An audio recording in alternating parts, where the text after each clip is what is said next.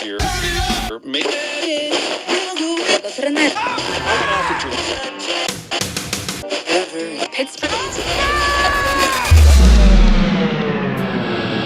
Turn on the radio!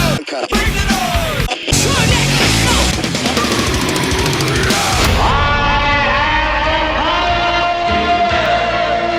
Hey guys, it's Kevin Powell here. I'm back with another interview. I came back from Inkarceration Fest. As you know, I talked to Gavin from Bush. I talked to Uncured.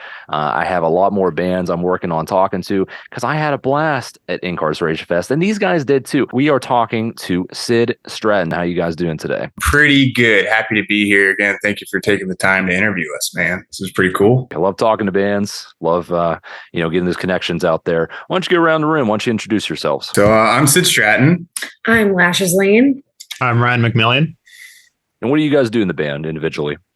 So I'm the lead singer and bassist. I do some backing vocals, and then go-go dancing is my main thing. And I'm the guitar player. Okay, and who are we missing today? I don't want to leave them out. So we're missing Aaron Shook, our drummer. He wanted to be here today, but he had some scheduling conflicts and weren't able to get him on here. But he wishes, he literally texted like, "I'll be there in spirit, man." I was like, "No worries, brother." But he really wanted to be here for it. And that's perfectly fine. I just want to give him a quick shout out. Didn't want to feel left out or anything like that. So you guys played at the Reformatory Stage at Inkarceration Fest 2023. Run me through that day. Run me through your experience. Nerve-wracking. So it's very weird because we've only been a band for a year and 4 months. I counted it out. And so playing this, like we've all been in like bands before and done stuff before, but never like you, not you, but like you've been around music. So it's like never quite to this magnitude, and it was pretty awesome because like when we decided to do this new style, this new version of the band, I got a lot of like pushback from promoters and other musicians when trying to get it started because they're like, "Oh, your act won't work. The kind of music with that style, it's not going to go anywhere." And so it's kind of like, look at me now kind of thing with these guys. And it just goes to show like if you believe in something, it'll take you places. And how did you guys hop on Inkarceration Fest? So we won a competition on the Space Zebra show. We had a lot of fans come out and voted for us, and we beat out 64 other bands. So it was pretty crazy. And we were just like, when we found out we won, we were all together and we were just like jumping up and down, hugging each other like, "Oh my God, we're going to do it." So I'm still like, I don't know, it still feels like a dream because it happened. So it was so much time leading up to it. And then it happened like that. And I'm like, whoa, did that just happen? All right. So I want you guys to walk us through day of show.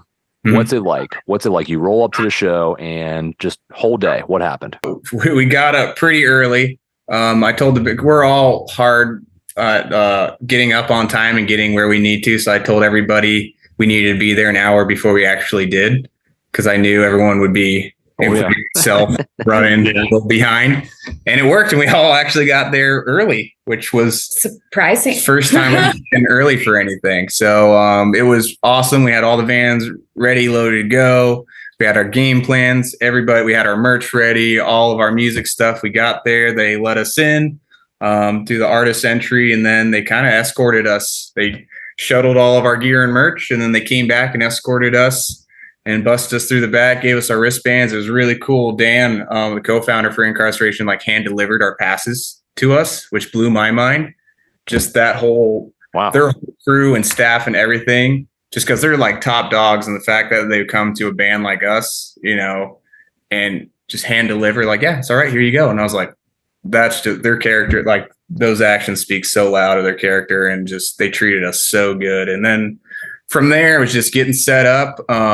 The way we run our rigging and our system, a lot of the local venues we play at, it's kind of seems a little harder for a lot of them to work with because they're not used to it. But when I told the stage, I was like, "Hey, this is what they're doing. We do." They're like, "Yeah, that's easy. That's pretty standard for pro bands." So for them to not give us, to be like, "Yeah, that's so accommodating." Yeah, that's super easy. Because usually we get really nervous. "Hey, this is how we run our system." And we'll get some people that's annoying. It's not really. I was talking to Ryan right before our interview, and they ran a real tight ship there, which is not a bad thing because, again, if you do it the other way around where everything's like, good luck, it's a nightmare. So, me being there for media, I got to talk to security. I got to meet a lot of people. It was very professional, just all across the board. So that kind of stuff we can really appreciate. So I agree with you 100%. And it was just honestly like whatever was like had anxiety about asking, and I'm like, I got to raise my hand because I don't want something to go wrong. They're like, yeah, that's no problem, man. We got you. No matter whether it was merchandise, sound, wristband, security, shuttles, interview, like anybody, everyone was like, yeah, we got you, man.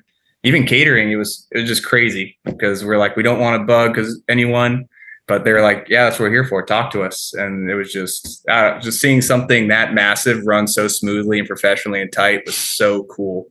I loved it.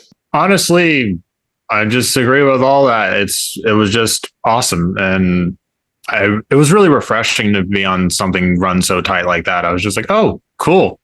Awesome. Yeah. And I didn't have to worry about any of that. Like even getting up to the performance was fine. It was honestly the most nerve-wracking part is getting there. But once you're there, you're like, oh, it's actually like this. Mm-hmm. I can work with that. That's awesome. Yeah, absolutely. Not a lot of people know what it's like to, play a big festival like this or be around a big festival like this and how things can go wrong. And that is part of the nerves that we have to face sometimes when we're rolling up to a show. It's like, we got our stuff. Do these guys have their stuff ready? And, sometimes they don't. But these guys definitely did. I was like picturing in my mind, we went and saw Nine Inch Nails at Rockville, and like everybody's worst nightmares, like you get up there and either your backing tracks or all your electronics like just crap out on you. And it happened to them.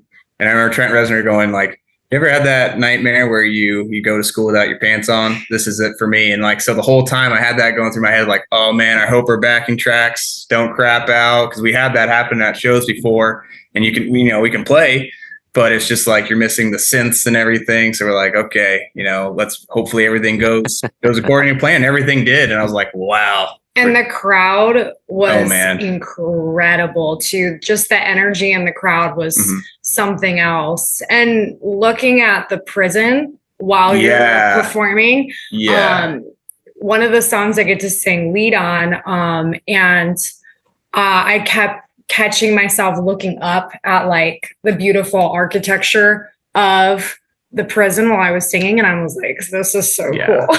Yeah, it was cool. Yeah, it was definitely just awesome. There's a moment where I felt kind of like a Jedi or a Sith Lord because I gave somebody like the devil horns, and a whole section of the crowd gave me devil horns back, and then I moved my hand, and as I did, it was like a wave of devil horns, and I was like, whoa.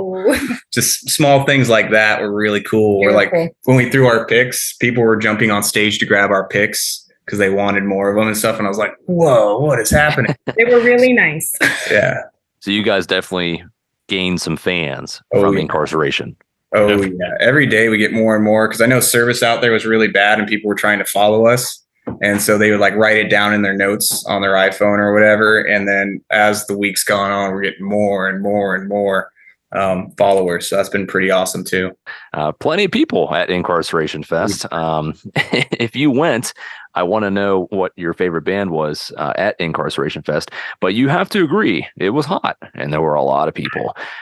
Did you guys go through the prison tour? By accident the first time. Us three, and then one of our other go-go dancers, Jada Blaze, we wanted to go see the Tattoos. And it was towards the end of the night while everything was kind of like before it started to shut down. And there was another band in front of us asking a question. And so as we're going up, we're like, hey, can we just check out? We thought it was a tattoo line. They're like, you guys want the bands? We're like, yeah. They're like, all right, come with us. And we're like, cool, going to see the Tattoos. And it was one of the private band tours where they give you a guide and they take you behind the scenes and everything. And like they had like a Halloween Horror Nights thing going on, but I guess they also had like an actual haunted tour. And so they took us on the haunted tour and put us in this dark room, and we had this like paranormal experience that was really cool. Nice. And, we turned off all the lights in the attic. Yeah. So it was. I mean, you remember, Ryan? It was. Yeah. It was intense. Yeah, we were all like, cool. And then we sat down and we were all just frozen. Well, and I love this part where the tour guide was like, all right, you guys want to do this? He's like, you can guys say yes or no. He's like, so I'm going to turn the lights off. We're going to hear on one end. Sometimes this happens. A lot of times it doesn't, but you could experience something. And everyone wouldn't say anything. I was like, yeah, let's do it. And everyone like looked at me like why did you say yes? Let's do it. And I'm sitting there like, come on, let's go. And he's like, all right. And everyone I think was a little annoyed. That I was like, scared. Yeah. Yeah, no, they weren't annoyed. Yeah. Certainly weren't annoyed. Everyone was like, this guy's going to get us possessed. So Inkarceration has come and gone. What is coming up for the rest of 2023, or just what's coming up next in general for Sid Stratton? Let's see. We got a festival in Port Orange. We were playing a horror convention. This is going to be our second year doing Phantasm. They booked us for 2 nights. We have so much. We do these things called Rock and Roll Ritual, usually down in Miami. And last 2 years, we've done back-to-back sold-out nights at this venue where we're gonna have a little guest, our cat, other cat. We got 4 cats. This is normally one of the polite ones, but he's like, hey, what's going? But that Mr. Dude. Yeah, it's Mr. Dude. Mr. Dude, the elusive Mr. Dude. And it's where our full show at Inkarceration, people got to see kind of like a demo of it, but our full show is we have a burlesque routine to every song we do. So when we do these rock and roll rituals, it's 2 nights of that. There's like pole dancing, fire dancing, belly dancing, classic burlesque, aerial arts. It's pretty intense. And so we want to eventually take that on the road, but we're going to try to do one towards November. I think we're looking November this year. Yeah. So we're trying to get that put together, and then we got a new album we're trying to have come out. It's either going to be sometime between November and February, depending on how post-production goes. So that'll be fun too. And yeah, that's a lot of music videos we're getting ready to shoot too. So we're trying to stay busy, but it's always better to be busy than bored, I feel. So any words you want to say to fans, or any words you want to say to those new fans you gathered from Inkarceration Fest? I just want to say thank you to everybody, because it was really cool just walking around, enjoying the bands, and people coming up to us and saying how much and expressing how much they loved our music and our show and all the messages we're getting. We can't thank everyone enough. And everyone who loved the music, I hope you guys like the new album coming out. It's pretty great. I like it a lot. I've been having fun. We actually weren't going to put out an album, and then we got booked for Inkarceration, and then it was like, we're doing a big festival. Let's get an album ready for afterwards. So yeah, kind of turned out like that. So it's been fun. Sparked the fire. Yes, big time. Because we had a bunch of singles, like 4 singles, and we're like just going to release them over time. And then it was like, let's just do a whole album and put that out. So to the new fans, glad you're here. Keep sticking with us, because we've got some cool stuff coming. Everyone in Sid Stratton, thank you so much for joining me on this interview today. I do appreciate you taking a minute out of your time, your afternoon. I love talking to bands, and I hope you had as much fun as I did. Yes, sir. Of course we do. Thank you again for having us on. That's Sid Stratton. They have a new single out right now called Twilight Zone. Just want to say thanks for checking out this episode of the Kevin Powell Podcast, and we will see you next time.